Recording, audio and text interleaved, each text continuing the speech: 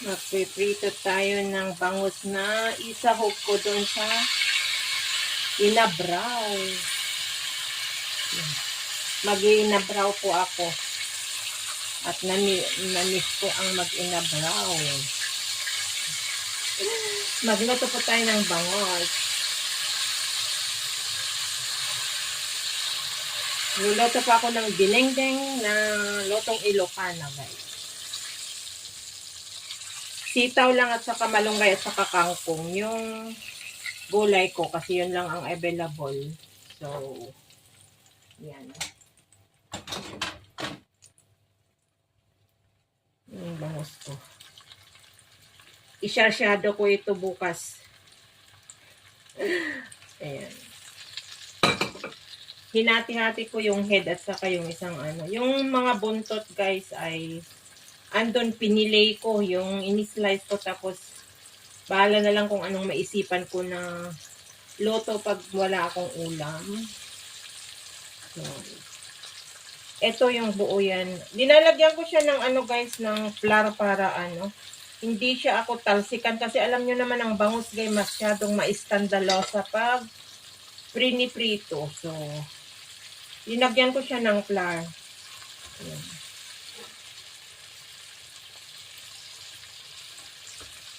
Pagkasyahin na lang natin yan para maluto siya, guys. Ayan.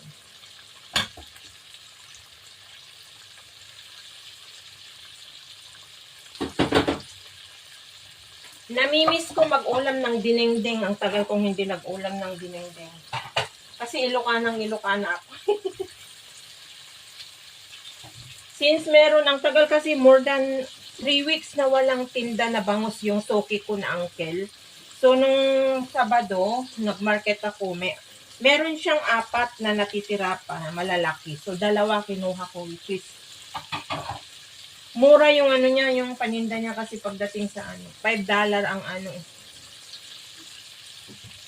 $5 ang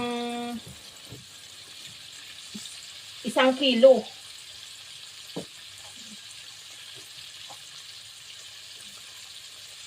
More than 2 kilo yung dalawa. So,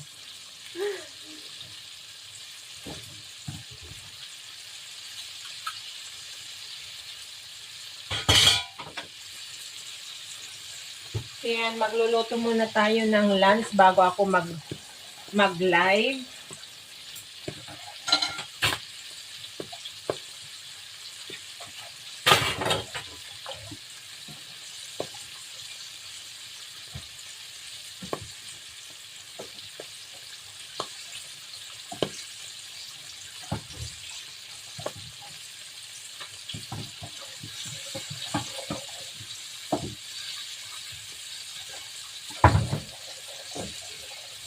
Katatapos ko lang kasi mag-workout. Nag-exercise ako dyan sa salas. Nag-workout ako para pawisan ba. Hindi ako tinamad na mag-exercise. Kasi ano, nakikita ko na medyo naglo-lose weight na ako. Hindi na masyado malaki yung bilbil ko. Not like nung 1 month na wala ang amo ko.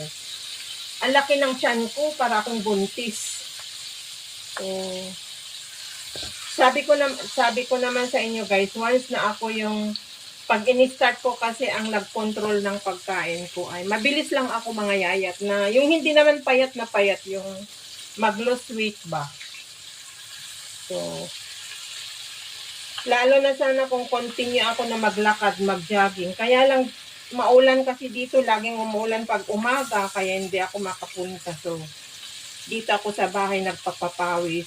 Pag kagabi, naglakad ako kasi maaga na, pag Saturday and Sunday kasi si ma'am maaga na kumakain.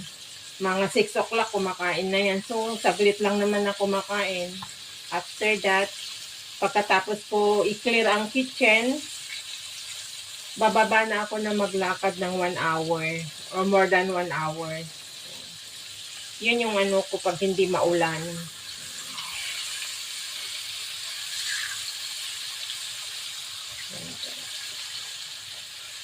Itong malaki na hindi ko hinati ay May mga kamatis kasi ako dyan, i-sharsado ko pag wala akong ulam. O kaya, isawsaw ko na lang sa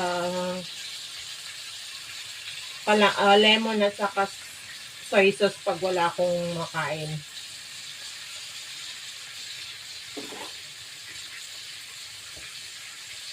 Okay.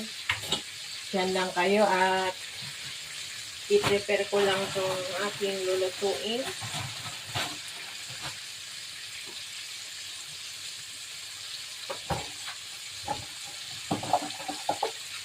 Ang aking prepare ng aking pag-iinabrawan.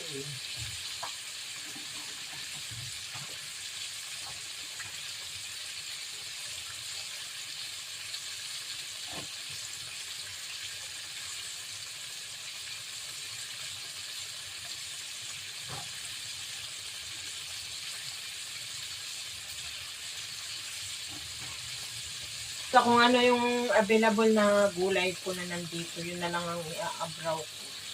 Ang laki kasi yung bangus, guys. Ang mura ng benta ni Uncle pag sa akin. Suki na niya kasi ako pag nakita niya ko, Fran, have milk please. So, kaya lang hindi lagi meron. Pag ano daw, pag mahal daw, hindi siya kumukuha kasi wala siyang kikitain.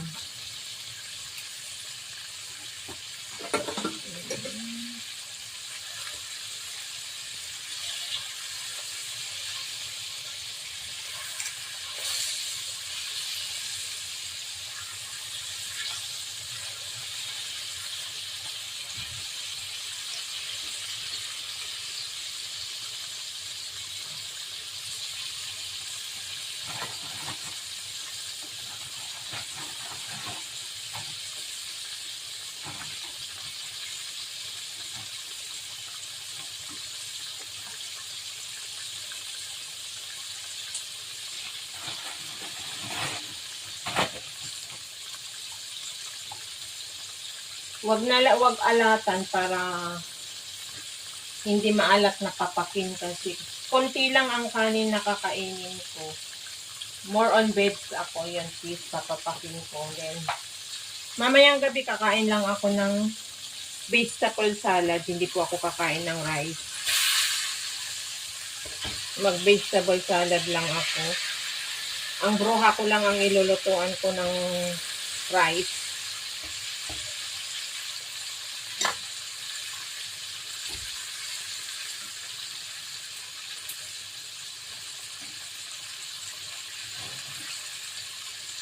So, shout out sa inyong lahat yan, guys.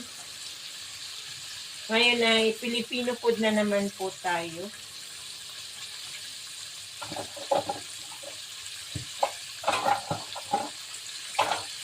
Pasensya na kayo kasi binibidyuhan ko na rin para meron akong content.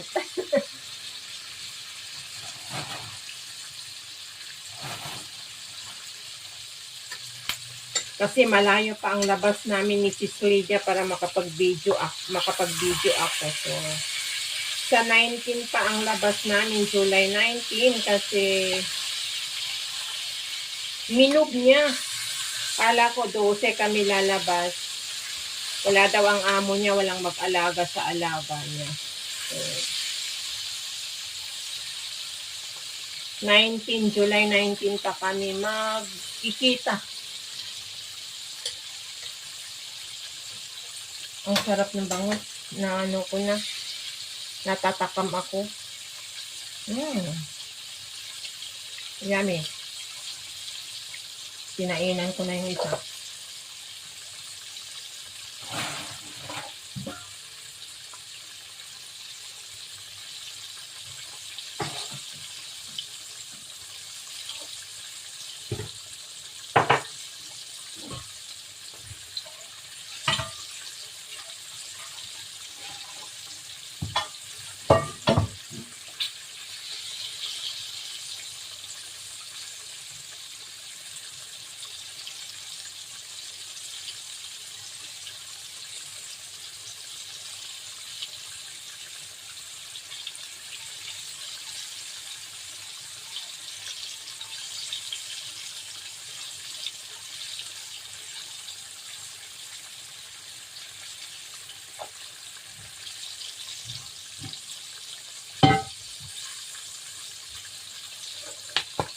So, ayan guys.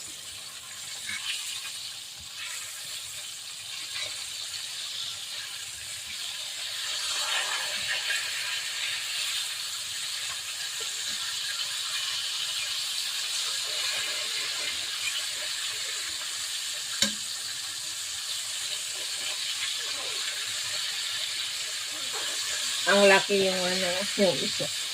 Hindi ko hinati yan kasi.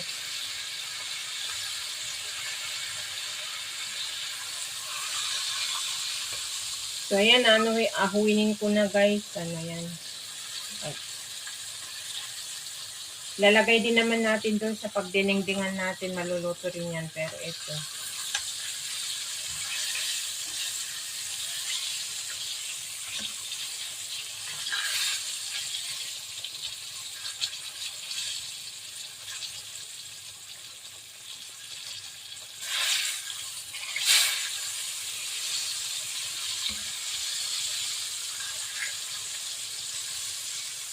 Yan, ay ano na natin yan.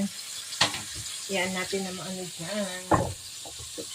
Tapos, eto na po yung pag-iinabrawan ko. Ito na po yung ano, dito ako mag-iinabraw kasi wala kaming malaking kaserola na paglutoan ng pangmaramihan. Kasi mag-share kami ng kaibigan ko, of course, kasi lagi naman niya ako binibigyan ng ulam or nagpapabili ako ang magluto. So, kung meron din ako lulutuin ay sinesharean ko din siya guys. Dadalawa lang naman kami na magkaibigan dito. So,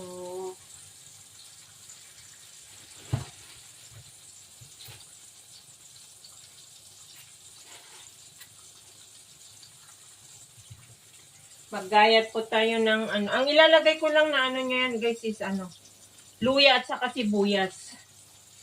Hindi ako naglalagay ng kamatis pag ganito na ano lang.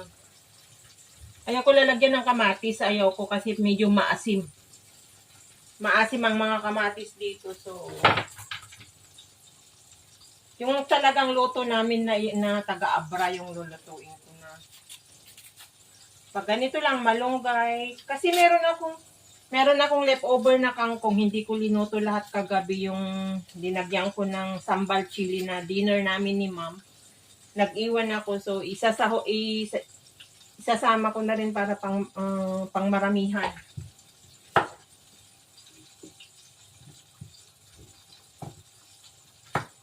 Supposed to be ano lang yung sitaw at saka malunggay. Kaya lang may tira rin ako konting papaya. So, halo-halo na guys.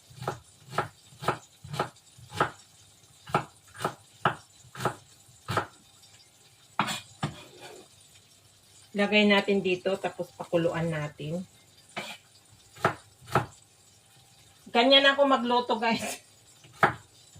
Lean version.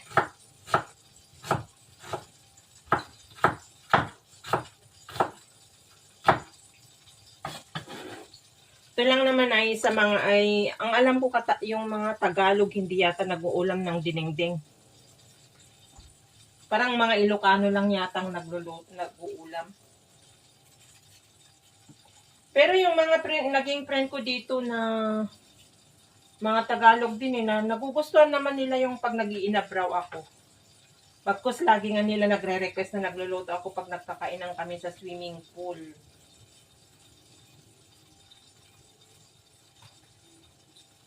Pero hindi ko lang alam sa mga viewers ko, sa mga friend ko kung nag-uulam sila ng dinengdeng.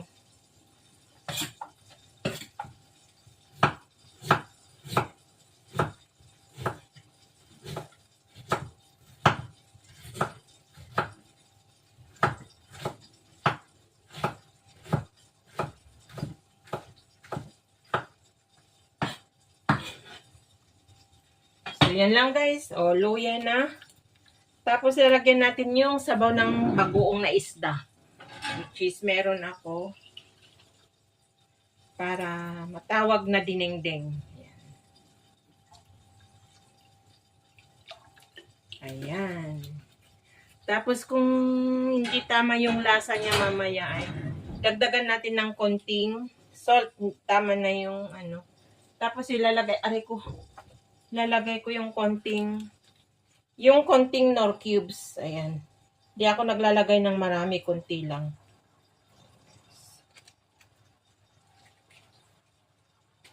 So, papakuluin natin yan. Tatakpan natin para kumulo. Saka natin ilagay yung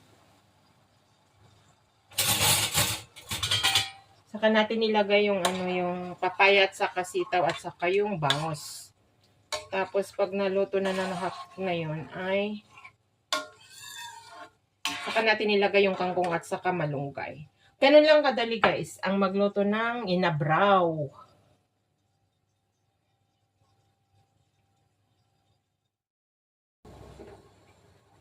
So ayan guys, kumukulo na siya. So pwede na natin ilagay yung sitaw at saka kunting papaya guys. Ayan. Ayan. Pinakuluan ko lang yan. Which is napakasarap yung sabaw niya. Ganun lang ako maglagay ng nor cubes. Hindi ko yung isang cubes guys, sometimes 3 beses ko gamitin sa ulam ko kasi mahirap na yung sobrang over ng pang-ano. Mas maganda yung original na taste guys. Meron lang konting pampalasa is okay na. Tapos, ilalagay natin itong bangus guys para matamayan niya ba yung sabaw. Yan. Ilagay natin yung bangus na sahog niya. So, ayan. Tapos, mamaya ipatong natin yung patong natin yung mga ulo, yung inano ko sa kaisang. Iniwan ko na yung ibang slice guys para di naman lahat lutuin. So, mamaya ay pag naluto na yung mga matitigas na gulay ay ilagay natin yung kangkong at saka malunggay. Napakasarap guys. Natatakam na ako. Ang tagal-tagal ko kasi hindi nag-ulam ng inabraw or dinengdeng na which is called na namin na Ilocano. Yan yung lagi kong linuluto no, pag nandyan ako sa probinsya, sa Pilipinas. Yung mamitas lang ako ng tanim namin na malunggay, kung ano yung mga tanim na gulay. And then, kung meron yung mga isda sa ilog, yung kagayong ng mga pinupus ko na yung mga maliliit na isda. Kasi ganun lang naman ang mga isda sa amin, isda sa ilog guys. Noong kauna-unahan, na wala pa akong anak, ang lalaki ng mga tilapia, mga hito, mga bunog, paliling, yung mga hipon sa ilog. Ang lalaki ngayon, ang liliit na, parang yung mga hipon na yung yung pumupunta sa amin na saka nauubos kasi pag kinukuryente nila kaya yun.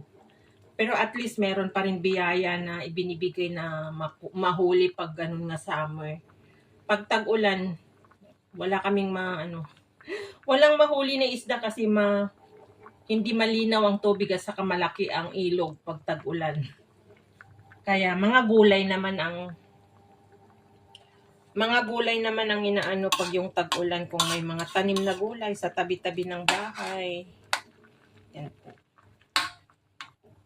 So, hindi ko alam ilang buwan ako na hindi nagluto ng ganito.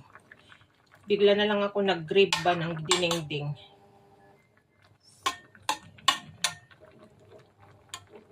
Nung nandito pa yung kaibigan ko na dalawa na taga Isabela, sila yung laging nagpapaluto ng inabraw. Mahilig rin kasi sila ng inabraw.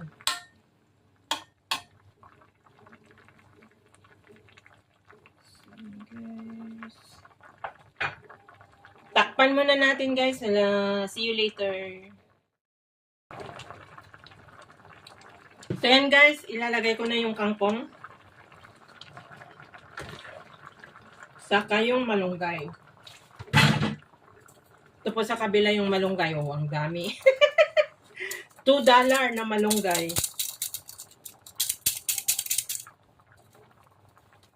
Kasi nung hinugasan ko saka ko sinagat yung yung tubig ayan. Para hindi siya ma-waterly kasabaw. So, ayan. Looks yummy. Tapos, lang natin dyan guys, takpan ko siya para maano yung maluto yung saka ko nakalo.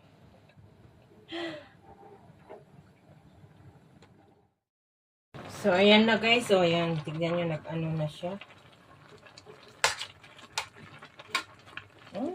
Yummy. Ang bango. May malunggay. Yummy guys. Marami ako mapapapak dito ngayon. Ganyan lang kasimple ang magluto ng dinengdeng or inabraw. Tawag nyo lang damihan yung sabaw para malasa.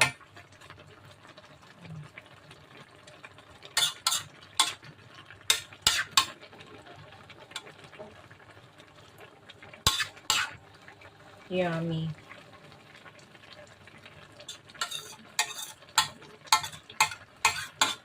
Yan. Di ko alam kung nag-uulam kayo ng ganito. Si BFF. BFF CC and BFF Baby Pao.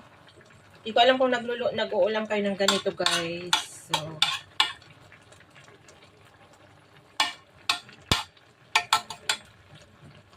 ayan.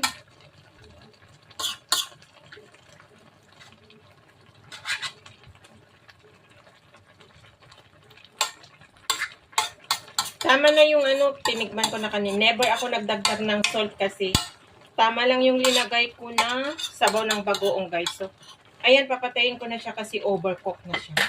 Yan. So, ayan guys. Looks yummy. Yan guys, ang aking inabraw. Yummy, yummy.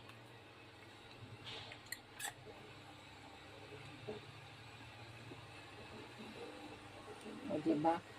Hindi ko na naihalo yung ano, yung sitaw sa ilalim. Ayan. Kasi baka madurog yung ano, yung isda. So, yes.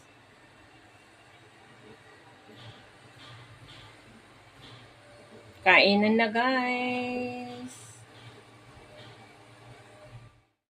So, ayan na guys, ang aking finished product ng aking dinengdeng with bangos. Ayan. Looks yummy. Natataka muna ako guys, ang sarap-sarap. So, ayan guys, hope you enjoy again sa anong panibagong ano na recipe ko na naman for today guys na lutong Ilocano. Ilocana, so inabraw or dinengdeng na simple lang, malunggay, kangkong at saka sitaw and little bit of papaya. Then yung ulo ng bangus na prinito ko guys and napakasarap. So ayan, sa mga mahilig ng inabraw or dinengdeng, ayan guys, sa mga kapwa kong Ilocano na nakakamiss ng mga ganitong luto lang, tara na, kain na po tayo guys.